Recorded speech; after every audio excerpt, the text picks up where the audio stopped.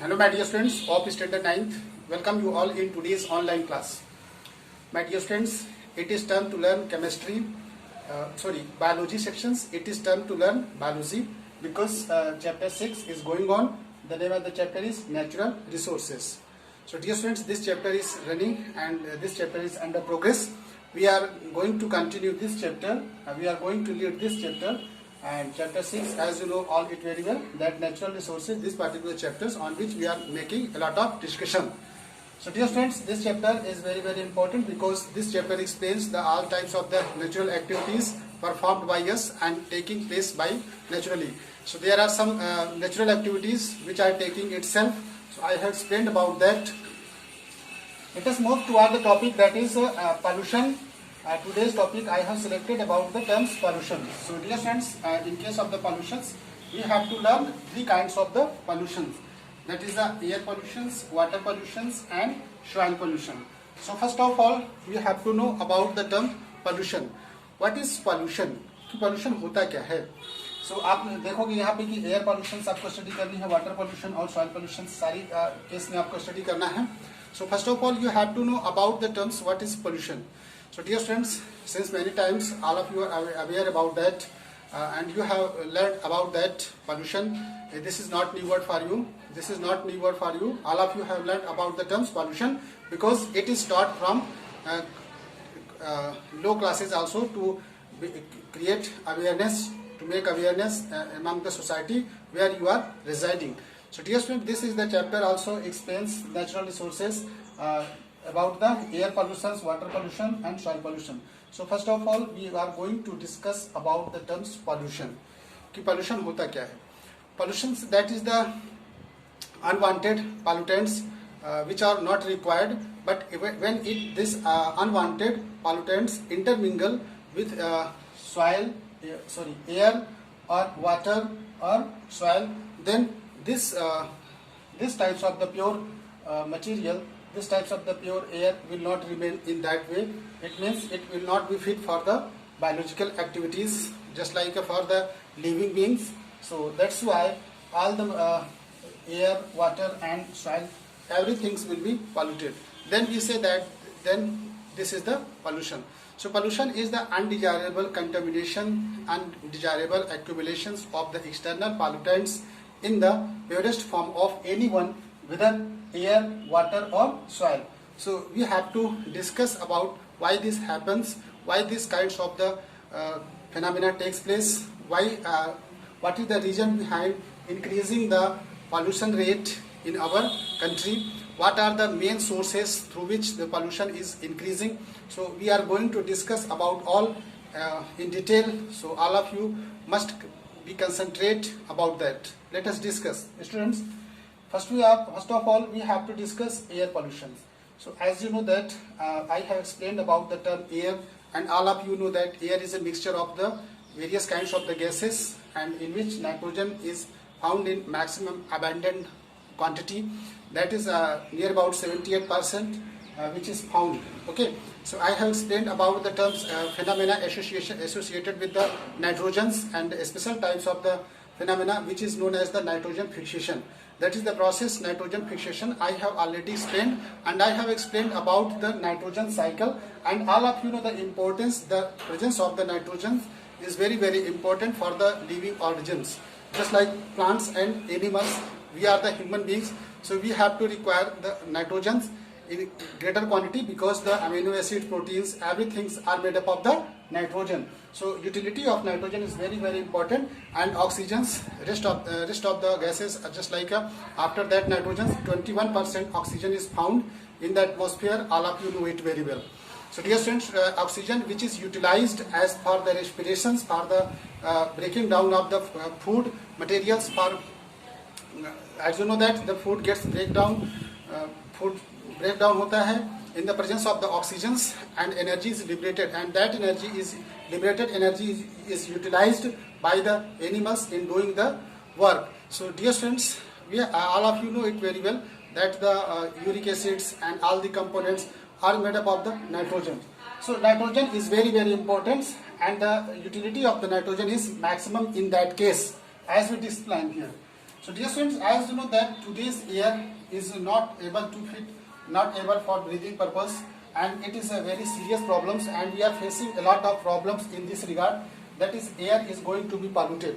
So what is the reason behind it that fresh air is not available and for inhaling and exhaling? So all of you know that while when we intake the polluted air, so it causes a lot of the abnormalities inside our body, and it causes a lot of disturbance inside our body, and we have to face a lot of calamities, a lot of problems inside our bodies, and due to the damages of the respiratory tracts, and we have to face a lot of problems there.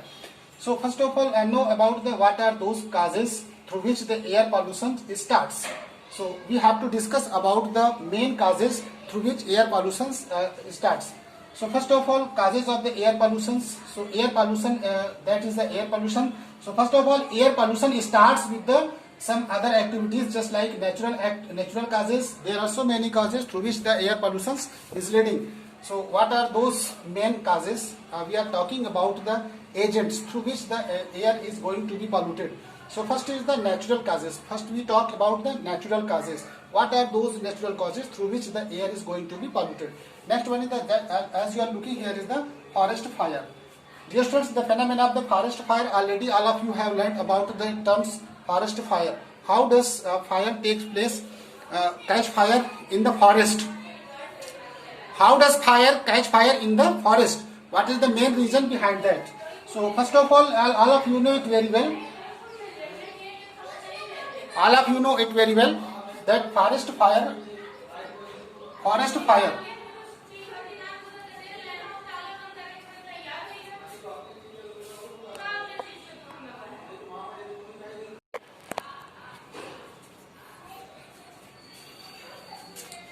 Let us start, students, continue that about forest fire, the phenomena of the forest fire. All of you know that whenever suddenly catch fires in the forest due to the dry air present, dry grasses present in the forest, and sometimes due to the maximum heat radiations of the sunlight, and due to the frictions of the wood, sometimes it catch fires. So during the catch fires, all of you know that when the burning takes place, combustion takes place, huge amount of the sulfur dioxide, nitrogen dioxide gas emits. So dear students, these types of the gas which pollutes the air. So that's why the forest fire is a natural cause which takes automatically and leads in the air pollutions, and which leads the air pollutions. All of you know that dust storms, already you know that when sometimes dust particles present in the atmosphere come in the windy air, and it brings a lot of the dust particles and intermingles dust particles into the atmosphere, and due to the intermixing of the dust particles in the atmosphere leads to the air pollution. So dust particles also are the responsible for the pollutions in case of the air pollution. It means dust storms are also regarded as the pollutants. As from volcano, all of you know that the phenomena of the volcano, and you have learned this phenomena in the SST. That is a volcano. When the volcano takes place, lava and magma emerge out. Okay, lava and magma comes out in the atmosphere, and huge amount of the gases and ash, that is the form of the ash, releases, and this ash intermingles with the air, and which causes the dust pollution, which causes the air pollution. So this is the also volcanoes, phenomena of volcanoes is also responsible for the air pollutions. Next one is the form pollen grains. Pollen grains is the phenomena associated with the plants and flowering plants, and all of you know that when pollen grains are very lighted, and these pollen grains when comes in the atmosphere and with the agents like air, and these types of the pollen grain intermixes with the air, and the air gets polluted. So air pollution starts. So all of you have seen the pollutions, kinds of the air pollutions due to the natural causes. So all of you have seen the natural causes. These are the taking automatically. So but there are some man-made activities which are involved in this regards. We have to discuss about man-made causes. man-made causes, just like we have described about the natural causes, similarly we have to describe about the man-made causes in this regards. So let us discuss about that. What are those man activities which are leading air pollutions, the rate of air pollutions in the atmosphere? What are those activities? Let us discuss about that. What are those activities? Let us discuss about that. Just like students, as you know that burning of wood, coal and charcoal and petrol, fossil fuels, product, smoke and other poisonous gases. So burning of fossil fuels, petrols, cokes releases a lot of the poisonous gases and toxic gases and suffocating gases, and which leads a lot of diseases inside our body when we intake the air intermingle with the pollutants. So we have to discuss about that. So vehicles release many poisonous gases. All of you know that vehicles, running vehicles, automobiles, all of these releases a lot of poisonous gases, oxides of sulfur, oxides of nitrogen. So all these types of the nitrogen and carbons and hydrocarbons releases due to the automobiles. So automobiles can be considered as the major providing the source of the poisonous gases. Just we have discussed about the nitrogen oxide, okay, nitrous oxide and nitrogen monoxide, carbon monoxide and hydrocarbons, unburnt carbons. All these types of the materials releases from the vehicles. Okay, the vehicle release many poisonous gases, oxides of sulfur, nitrogen and carbon and hydrocarbons. All these types of releases due to the vehicles. So we can say that automobiles, the words associated with the vehicles. Excessive industrialization, as you know that establishment of the excessive industrializations in our society leads a lot of role in this regards, air pollutions. Dear students, as you know that the industrializations plays very important role in leading the air pollution. So as you all of you know that the vehicles excessive industrializations causes release of smoke, iron industry. Let us discuss about the types of the industries that may contain pollution just like CO2, carbon dioxide gas, carbon monoxide, sulfur dioxide, okay, hydrogen sulfide. All these types of the gas emits. So jet aeroplanes emit aerosols. Already you know the jet aeroplanes which emits the aerosols. Aerosols is type of the chemicals which is related to the chlorofluorocarbon.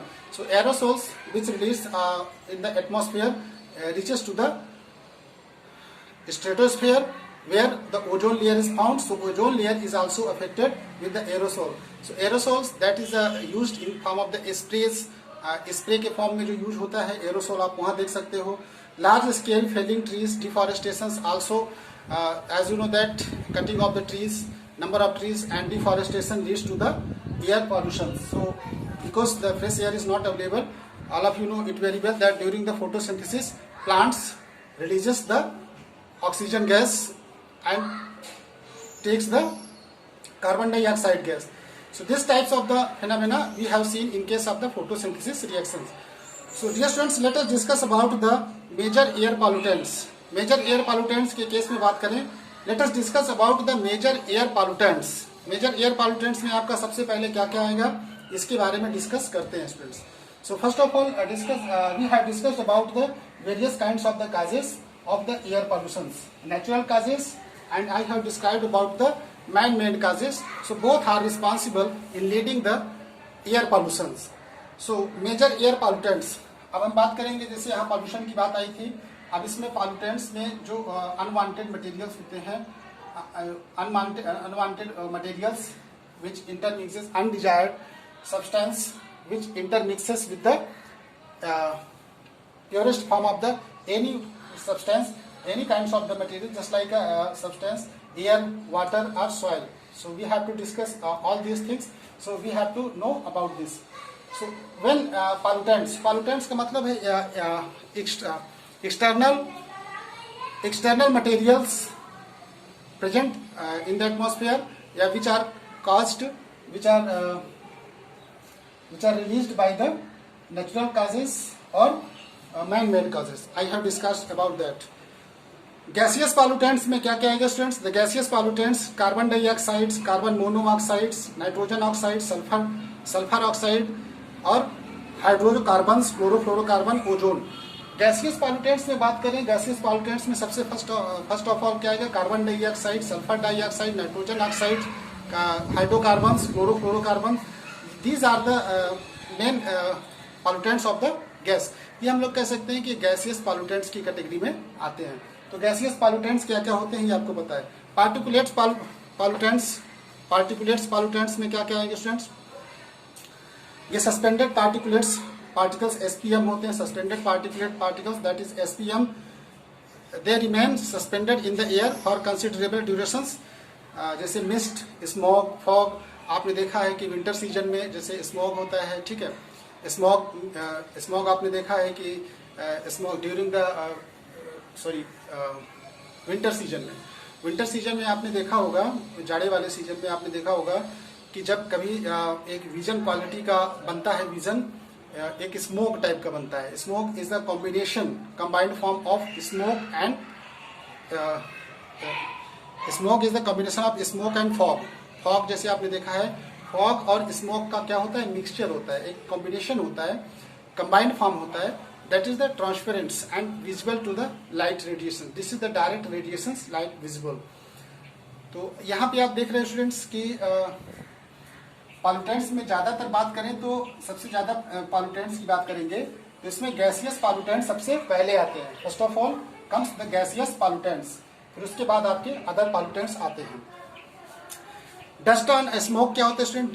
Dust आपको पता है कि dust particles जो atmosphere में present है, dust particles inhaled.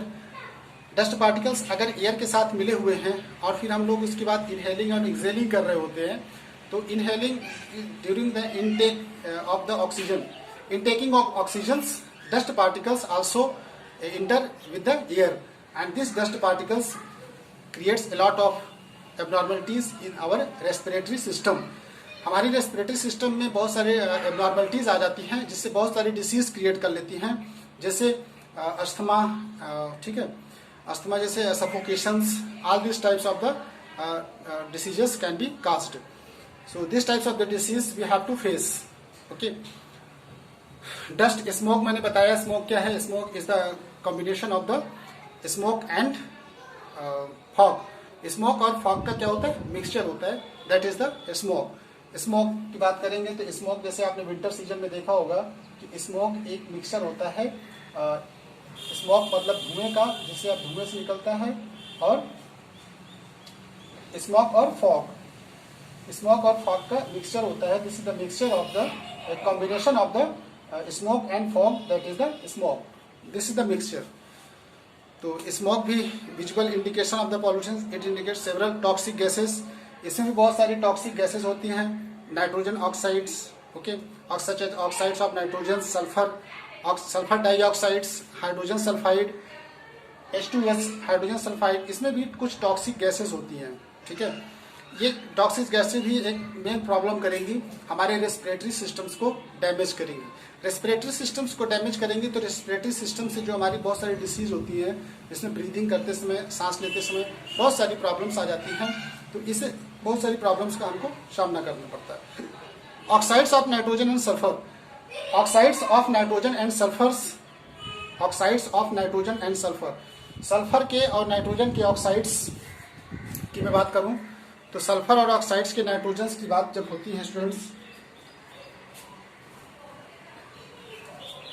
Sulphur और nitrogen, तो हम लोग जनरली जो यहाँ पे पढ़ रहे होंगे वो एयर पॉल्यूशंस के बारे में आज डिस्कस करेंगे। Rest of the pollutions will be discussed later in video. In next video we will discussing about all kinds of the pollutions, just like water pollutions and soil pollutions. It will be discussed in later. So we are confined here to discuss about the soil pollution. अभी जो हम air pollutions के बारे में discuss कर रहे हैं। अभी आपने देखा स्टूडेंट्स कि कुछ पॉइजनस गैसेस होती हैं, कुछ टॉक्सिक गैसेस होती हैं जो हमारे रेस्पिरेटरी सिस्टम्स को डैमेज करती हैं। तो मेजर आपका जो पॉल्यूटेंट्स बात करें कि गैसियस पॉल्यूटेंट्स सबसे ज़्यादा क्वांटिटी में हैं, तो गैसियस पॉल्यूटेंट्स भी होते हैं जो एयर को क्या करते हैं, पॉल्यूशन, एयर को पॉल्यूट कर रहे होते हैं। तो उसके बारे में हम बात कर चुके हैं। नेक्स्ट आप बात करेंगे हम लोग oxides of nitrogen and sulphur. Oxides of nitrogen and sulphur.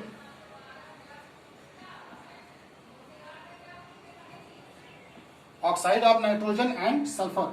Sulphur के ऑक्साइड्स और नाइट्रोजन के ऑक्साइड्स की बात करें तो सल्फर के ऑक्साइड और नाइट्रोजन के ऑक्साइड्स में ये सल्फर ऑक्साइड्स और नाइट्रोजन ऑक्साइड्स ये एक बहुत ही रोल प्ले करते हैं, एक बहुत ही फिनोमेना जिसे कहते हैं एसिड रेन, जिसे कहते हैं एसिड रेन। तो एसिड रेन का कॉन्सेप्ट जो आपको समझ में आता है, एसिड रेन के बारे में हम लोग डिस्कस करने वाले हैं डिटेल से। एसिड रेन के बारे में डिस्कस करेंगे। तो एसिड रेन के बारे में डिस्कस करने से पहले हम लोग समझ लेते हैं कि ऑक्साइड्स ऑफ नाइट्रोजन और सल्फर के ऑक्साइड्स ये रिलीज कहाँ से होते हैं, मेजर सोर्स क्या है, किस सोर्स से ये रिलीज होते हैं। जैसे कोई फॉसिल फ्यूल्स को हम लोग जलाते हैं, कोल, पेट्रोलियम, कोई भी फ्यूल्स को बर्न करते हैं तो इसमें sulphur oxides, oxides of sulphur release हो जाते हैं एटमॉस्फेयर में। ऑटोमोबाइल्स जब हम रिलीज करते हैं तो नाइट्रोजन के ऑक्साइड्स रिलीज होते हैं। तो नाइट्रोजन के ऑक्साइड्स का main source automobiles, vehicles, running vehicles releases the lot of the gases known as the oxides of nitrogen.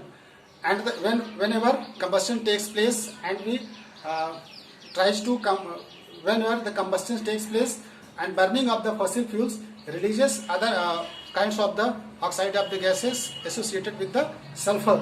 Sulphur के ऑक्साइड्स रिलीज होंगे एटमॉस्फेयर में। तो ऑक्साइड्स ऑफ सल्फर और नाइट्रोजन के ऑक्साइड्स ये कैसे रिलीज होते हैं, तो पहले आप इसको समझ लीजिए। First of all understand this one. Understand this one. आपने देखा कि नाइट्रोजन के ऑक्साइड्स का मेन सोर्स क्या है यहाँ पे, ऑटोमोबाइल्स, रनिंग व्हीकल्स, ये मेन सोर्स होते हैं रनिंग व्हीकल्स के। तो एसिड रेन जो कंसेप्ट है एसिड रेन का, ये ज्यादातर पूछा जाता है। एसिड रेन जनरली जो होता है, ये acid rain is the precipitation form of the smog, fog, water vapours, rains के फॉर्म में जब वाटर फॉल करता है तो वो एसिड रेन कहलाता है। एसिड रेन्स का फॉर्मेशन होता कैसे, इसका मतलब है कि इसमें एसिडिक कैरेक्टर ज्यादा होगा, इस वाटर में एसिडिटी ज्यादा होगी, यानी इसमें एसिड की क्वांटिटी, ये वाटर मोर एसिडिक होगा in comparison to normal water. So बात करें एसिड रेन की, सो अभी आपने देखा कि ऑटोमोबाइल्स, व्हीकल्स में ज्यादातर सोर्स किसका होता है स्टूडेंट्स, नाइट्रोजन और oxygen. When nitrogen and oxygen combine to each other, nitrogen and oxygen combine to each other from nitrogen oxides, nitrogen monoxides. When this nitrogen monoxide combine with the another oxygens, then it will form the NO2, nitrogen dioxide. And further this nitrogen dioxide, NO2, further combine to H2O, form HNO3 and HNO2.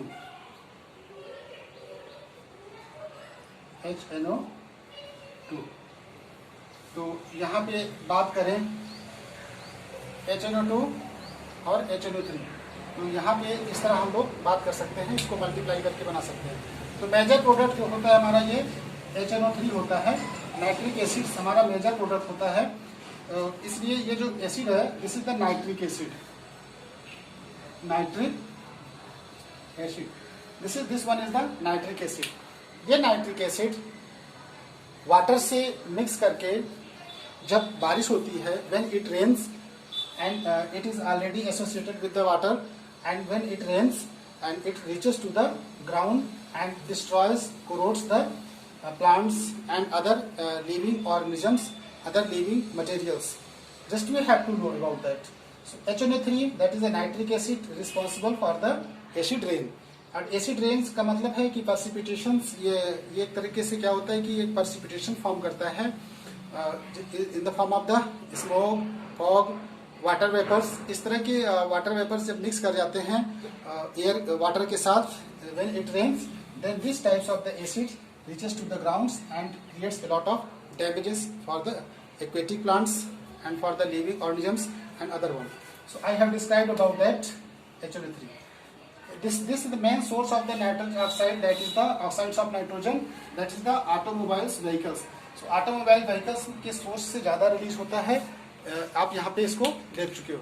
Next one that is जब कोई fossil fuels हम लोग burn करते हैं, whenever we burn any fossil fuels and combustion takes place, so when oxides of nitrogen, oxides of sulfur releases, in that case sulfur plus O2, this will form SO2. Okay, further this SO2 further reacts with the oxygen and this forms the SO3. Okay, next this SO3 further combine H2O and forms H2SO4. So this one is also acid which is known as the sulfuric acid. ये आपका जो acid है, this one is also acid is known as the sulfuric acid. ये sulfuric acid, this is the sulfuric acid. ये हमारा क्या students, this is the sulfuric acid. ये देखिए यहाँ पे sulfuric acid का फॉर्मेशन हुआ है, this is the sulfuric acid. तो जितने भी एसिड होते हैं स्टूडेंट्स, आपने देखा कि एसिड्स, इस एसिड रेन की वजह से, due to this acid rain the colour of Taj Mahal is going to be felt.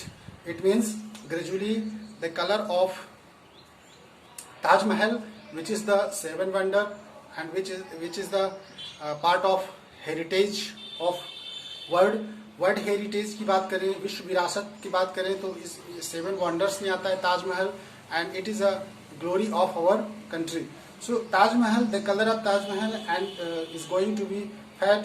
It means the color is lagging behind the bright color, क्योंकि कार्बन जब ये एसिड्स फॉल करेगा मैन्यूमेंट्स पे, monuments is the combination of the carbon calcium carbonate. Okay, तो अब इसका देख सकते हो एसिड को, एसिड कैसे अफेक्ट करती है, कैसे डिसइंटीग्रेट करती है किसी भी मटेरियल को. वैसे तो एसिड्स क्या होते हैं, जनरली एसिड्स आपके क्या होते हैं, डिहाइड्रेटिंग एजेंट होते हैं. डिहाइड्रेटिंग का मतलब जब ये किसी बॉडी सरफेस पे गिरते हैं तो तुरंत उसको डिहाइड्रेट कर देते हैं. It means all the acids are dehydrating agent. Dehydrating का मतलब है कि एसिड्स तुरंत जब आपके कहीं बॉडी पे फॉल होता है, तुरंत उसको क्या करता है, डिहाइड्रेट करता है. इसका मतलब वाटर को एब्जॉर्ब कर लेता है. और ये इसमें कोरोजन प्रॉपर्टी होती है, इसका मतलब इसमें कोरोजन भी होता है. कोरोजन का मतलब जब ये किसी भी सरफेस पे फॉल होगा तो उस पर रस्टिंग कोरोजन फास्ट हो जाएगा, तो इसलिए एक तरह कोरोड कर देता है. कोरोड मतलब तोड़ देता है, इसलिए कलर डिसइंटीग्रेट कह सकते हैं, डिसइंटीग्रेशन कर देता है. तो इस तरह हम देख रहे हैं कि यहाँ पे सल्फ्यूरिक एसिड्स कैसे अफेक्ट कर रहा है. इसके केस में आपने देखा, और वहाँ पे आपने देखा कि नाइट्रिक एसिड्स का फॉर्मेशन हुआ. तो ये जो फेनामेना हम लोग देख रहे हैं, this phenomena is associated with the acid rain. अब एसिड रेन होता क्या है, इसको अच्छे समझ लेते हैं.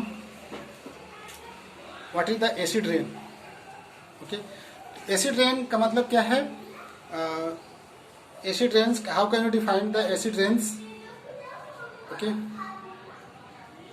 Acid rain due to intermixing of the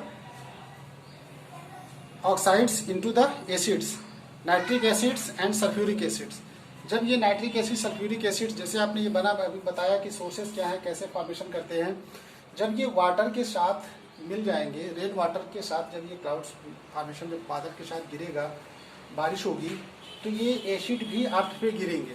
तो इससे क्या है कि अर्थ पे जब फॉल होंगे तो अर्थ पे जो आप देख रहे हो कि बहुत सारे aquatics plants, different kinds of the living organisms are find inside the on the earth, so all will be affected due to the acid rain. And there is a live example that the color of the Taj Mahal is going to be felt. This is the main reason. आप देखिए faded होता जा रहा है colour Taj Mahal का. किस लिए? क्योंकि मथुरा में एक रिफाइनरी है which is known as the IOC, Indian corporation industrialisation. Waste के थ्रू यहाँ से बहुत सारे फैक्ट्रीज हैं. तो वहाँ पे आप देख सकते हैं कि IOC में जो रिलीज होगा, तो आपको पता है कि फैक्ट्री से कार्बन डाइऑक्साइड का इमिशन होता है. उसके इमिशन में बहुत सारे ऑक्साइड्स ऑफ कार्बन ऑक्साइड्स, ठीक है, सल्फर के ऑक्साइड्स, ये सब बहुत सारे रिलीज होते हैं एटमॉस्फेयर में, which causes acid rain. Acid rains का प्रेसिपिटेशन कैसे, मतलब जब ये प्रेसिपिटेट होगा और जब ये एयर के वाटर के फॉर्म में और फॉग के फॉर्म में, मिस्ट के फॉर्म में जब ये गिरता है अर्थ पे, तो उसी को हम लोग कहते हैं एसिड रेन। तो this is the example of the acid rain and we have seen the inverse adverse effect of the acid rain. Rain का बहुत सारा एडवर्स इफेक्ट है। There is a bad effect, impact of the acid on our life. Acid का impact हमारे life पे कैसे, इसको देख सकते हैं डियर स्टूडेंट्स। जैसे आप विनेगर देखे हो, विनेगर आप विनेगर तो खाए होगे, फार्मूला उसका क्या होता है CH3COOH which is known as the acetic acid. इस एसिटिक एसिड को अगर मान लो यहाँ पे विनेगर फिला है, ये इसमें हम लोग विनेगर लिए बीकर में, ठीक है, that is the CH3COOH। Vinegar यहाँ पे आपने लिया है, this one is the vinegar. तो विनेगर आपने लिया है, इसको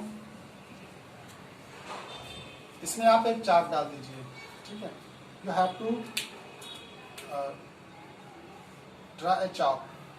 चॉक का फॉर्मूला क्या होता है, formula of the chalk that is CaCO3 calcium carbonate. आपने कैल्शियम कार्बोनेट चॉक इसमें डाल दिया, आप कुछ देर बाद देखोगे कि इसमें डिसइंटीग्रेशन शुरू हो जाएगा। इट मीन्स इसमें से देखोगे कि चॉक से ये कुछ ऐसे उड़ता हुआ आपको दिखाई देगा, निकलता हुआ। इसका मतलब है कि डिसइंटीग्रेशन शुरू हो रहा है, इंग्रेडिएंट्स यहाँ पे निकल रहे हैं और ये क्या प्रोडक्ट बनाएंगे। अगर हम बात करें, देखिए एसिड्स की बात करें तो कैल्शियम कार्बोनेट ताजमहल में कैसे क्या प्रोडक्ट बन रहा है इसकी बात कर लेते हैं। जैसे CaCO3 कैल्शियम कार्बोनेट प्लस इसको हमने H2SO4 से रिएक्ट कराया, तो first of all it will forms the sulphate of calcium, calcium sulphate H2O और CO2 का फॉर्मेशन होगा। तो इधर साइड में जो रिएक्टेंट है ये देखिए प्रोडक्ट बने, तो कैल्शियम का सल्फेट बना लेते हैं, हाइड्रोजन वाटर वेपर निकलता है और कार्बन डाइऑक्साइड का इमिशन हो रहा है। तो इससे हम देख लेते हैं कि ये ओरिजिनल फॉर्म्स में ये नहीं रहता है, इसलिए इसमें डिसइंटीग्रेशन होना शुरू हो जाता है। इसीलिए ताजमहल का कलर जो होता है स्टूडेंट्स वो फेडेड होता जा रहा है। Carbon dioxide and carbon monoxides जो गैस हैं ये सफोकेशन क्रिएट करती हैं। CO कार्बन मोनोऑक्साइड गैस एक रेस्पिरेटरी ट्रैक में अफेक्ट करती है, तो carbon monoxide also affects our respiratory tract. तो रेस्पिरेटरी ट्रैक्स को ये अफेक्ट करते हैं। Carbon monoxides are the two noxious gas produced by burning of the fuels. Carbon dioxide CO2 emission की बात करें, in case of the CO2 emission, तो CO2 emission जैसे बहुत सारी इंडस्ट्रीज से इमिट हो रहा है, तो इसमें इमिशन के समय भी CO2 निकलता है, कार्बन मोनोऑक्साइड गैस भी रिलीज होती है। तो ये सारे आप देख रहे हो। और carbon monoxides is release by incomplete combustion of the fuels and slowly oxidize in the atmosphere. कभी कभी क्या होता है कि कंबस्शन जब होता है तो उसमें कुछ अनबर्न पार्टिकल्स भी रिलीज होते हैं, वो ऑक्सीजन के साथ फ्री एटम से कंबाइन होकर के कार्बन मोनोऑक्साइड्स का फॉर्मेशन कर लेते हैं। तो ये कार्बन मोनोऑक्साइड जल्दी से ऑक्सीडाइज नहीं होती है and it retains suspended in the air for long duration of time, due to which this is the poisonous gas slowly oxidize in the atmosphere. It may cause reduced oxygen supply. ये oxygen supply reduce कर सकती है, poisoning है, reduce the vision reduce करती है। Excessive levels of carbon dioxide responsible, carbon dioxide का excessive levels greenhouse effect और global warming को लीड कर रहा है। ये सारी चीजें हम लोग देख रहे हैं। CFC का रोल आपने देखा कि क्लोरोफ्लोरोकार्बन्स, CFCS क्लोरोफ्लोरोकार्बन्स कैसे अफेक्ट करता है एटमॉस्फेयर को, ओजोन लेयर को कैसे अफेक्ट करता है, ओजोन सीड्स को कैसे अफेक्ट करता है। मैंने बताया था यहाँ पे, क्योंकि जब CFCS रहता है तो ये क्लोरीन वहाँ से फ्री हो जाएगी, ठीक है। तो क्लोरीन क्लोरोफ्लोरोकार्बन में क्लोरीन फ्री हो जाती है और one chlorine can displace the thousands of the ozone gas at the same time. एक ही समय में thousands of the ozone gases can be displaced by the one chlorine atoms. 60,000 atoms of ozone can be displaced and splitted into oxygen and free atoms of oxygen.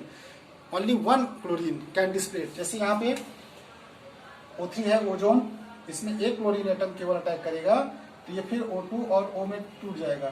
तो इसका मतलब एक chlorine 60,000 more than thousands की बात हो रही है, देखो 60,000 ऐसे ओजोन गैसों को डिस्प्लेस कर सकती है। तो देखा कि क्लोरोफ्लोरोकार्बन्स रेफ्रिजरेटर्स में, एयर कंडीशनिंग्स में, एरोसोल्स में, पेट्रोल्स में, पैकिंग मटेरियल्स में, aerosol spray cans, different kinds में पाई जाती हैं। These are very light and can reach the ozone layer, बहुत हल्की होती हैं, ओजोन लेयर जो स्ट्रेटोस्फीयर में पाई जाती है वहाँ पर पहुँच जाती है और वहाँ पे जाके उसको अफेक्ट करती हैं। अब बात आती है स्टूडेंट्स की एयर पॉल्यूशंस को हम लोग कैसे आइडेंटिफाई करेंगे। एयर पॉल्यूशंस हमारे सोसाइटी समाज में है, तो इसका आइडेंटिफिकेशन कैसे करेंगे, कैसे इसको पहचानेंगे। तो इसके लिए कुछ इंडिकेटर होते हैं, देयर आर सम इंडिकेटर्स। तो यहाँ पे एक लिविंग इंडिकेटर्स हम लोग यूज करेंगे as a case of the plants, जिसे कहते हैं लाइकेन। तो लाइकेन्स आर कंसीडर्ड,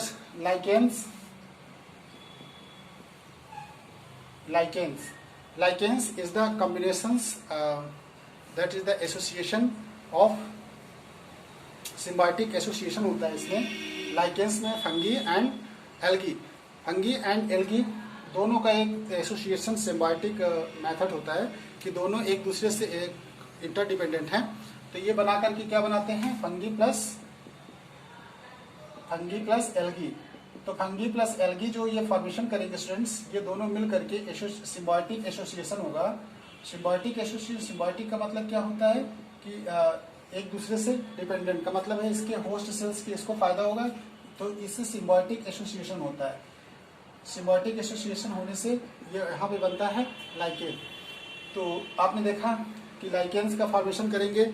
लाइकेन्स आपने देखा कि रोड के साइड्स के आसपास देखा होगा आपने, आप लोग देखे होंगे कि रोड्स में जहाँ पे बहुत ज़्यादा पोल्यूशन होता है वहाँ पे नहीं, लेकिन रोड्स के बहुत दूर साइड्स लाइकेन्स, जिसे हिंदी में काई भी कह सकते हो, तो ये ग्रो कर जाती है वाटर बॉडी के आसपास, पहाड़ों में ऐसे और जगह आपने देखा होगा कि लाइकेन्स ग्रो करता है। तो lichens derive the essential nutrients and water mainly from the atmosphere. अब they are the highly sensitive to sulfur dioxide pollutions in air. अगर एयर में सल्फर डाइऑक्साइड है, ठीक है, कार्बन डाइऑक्साइड प्रेजेंट है, तो उसके लिए बहुत ही ज़्यादा सेंसिटिव होता है लाइकेन्स बहुत सेंसिटिव है और ये एटमॉस्फेयर से वाटर और अदर एसेंशियल न्यूट्रिएंट्स को गेन करता है। तो इससे क्या है कि आप विजिट कर लीजिए, लाइकेन्स को देख लीजिए। ये बार्क ऑफ ट्रीज पे ग्रो करता है, as thin greenish white greenish crust होता है, ह्यूमिड रीजन्स में पाया जाता है। On the trees near the busy roads lichens are rarely seens because of the air pollution. अब लाइकेन्स बहुत कम दिखता है क्योंकि एयर पोल्यूशन बहुत ज़्यादा हाईली इंक्रीज होता जा रहा है। Caused by the vehicles burn fossil fuels and release toxic gases, sulphur dioxides in the air. Lichens are very sensitive to the high levels of sulphur dioxides, they turn black due to air pollution. ये तुरंत convert हो जाएंगे, they turn black to the air pollution. Air pollution की वजह से sulphur dioxide से बहुत sensitive होते हैं, ये तुरंत ब्लैक में टर्न हो जाते हैं। And you can see the more lichens on the trees away from the busy roads because less no air pollution in that area. क्योंकि ये बिजी रोड्स के पास नहीं दिखेंगे, क्योंकि बिजी रोड्स में ऑटोमोबाइल्स व्हीकल्स रन कर रहे होते हैं, तो वहाँ पे लाइकेन को तो आप नहीं देख सकते। You can't see there lichens already I have told you about the symbiotic association. Symbiotic association मतलब आपने देखा है कि जैसे 8th क्लास में आपने पढ़ा होगा, एक जो चैप्टर क्रॉप प्रोडक्शन था, तो वहाँ पे आपने देखा होगा कि रूट नोजल्स में जैसे पी प्लांट्स होता है, तो उसमें एक special types bacteria which is known as the rhizobium bacteria which is found in the root nodules of the pea plants में वो रहते थे, लेकिन दोनों के लिए सिम्बायोट्स का काम करते हैं। इसका मतलब वो उसके सेल में रहेगा, एटमॉस्फेरिक नाइट्रोजन को कन्वर्ट करेगा, कंपाउंड्स ऑफ द नाइट्रोजन के कंपाउंड्स के फॉर्म में कन्वर्ट करेगा। नाइट्रोजन फिक्सेशन में बहुत ही इंपॉर्टेंट रोल प्ले करती है यहाँ पे बैक्टीरिया, राइजोबियम बैक्टीरिया। तो ये कन्वर्ट करते हैं इसमें, तो ये दोनों का बेनिफिट होता है ना, उसके होस्ट सेल में रहता है रूट नोजल्स के। तो रूट नोजल्स को क्या होता है कि दोनों एक दूसरे से म्यूचुअली कोरिलेटेड होते हैं, दोनों को फायदा रहता है। उसके होस्ट सेल में रहता है राइजोबियम बैक्टीरिया, किसमें, रूट नोजल्स में पी प्लांट्स के, तो दोनों को फायदा होता है। There is a mutual benefit there, mutual benefit that is the symbiotic association that is the fungi plus algae that forms the lichens। तो यहाँ पे आपने देखा कि स्पेशल टाइप्स बनता है जिसे लाइकेन्स कहते हैं। लाइकेन्स बार्क ऑफ ट्री या ह्यूमिड रीजन में आपने देखा होगा, बहुत सारे काई कह सकते हो आप, तो ये आपने देखा होगा इस तरह की चीजें। तो ये तुरंत क्या करता है कि सल्फर डाइऑक्साइड से कार्बन डाइऑक्साइड में बहुत सेंसिटिव है और ये तुरंत कलर चेंज कर लेता है ब्लैक सल्फर डाइऑक्साइड के केस में। तो सल्फर डाइऑक्साइड पोल्यूशन अगर है तो हम लाइकेन्स का यहाँ पे इंडिकेटर के फॉर्म में यूज कर सकते हैं एज आ इंडिकेटर। इंडिकेटर का मतलब पता लगाने के लिए कि एयर पॉल्यूशन है या नहीं। ओके स्टूडेंट्स, तो इस तरह हम लोग ने देखा यहाँ पे कि बहुत सारी एक्टिविटीज के थ्रू हम पता करेंगे। आज हमने जो डिस्कस किया है वो एयर पॉल्यूशन के बारे में डिस्कस किया students, about the air pollution, and rest of the types of the pollution will be discussed in the later video, just like water pollution and soil pollution will be discussed later in next video. So students, thanks for watching today's video. A lot of thanks.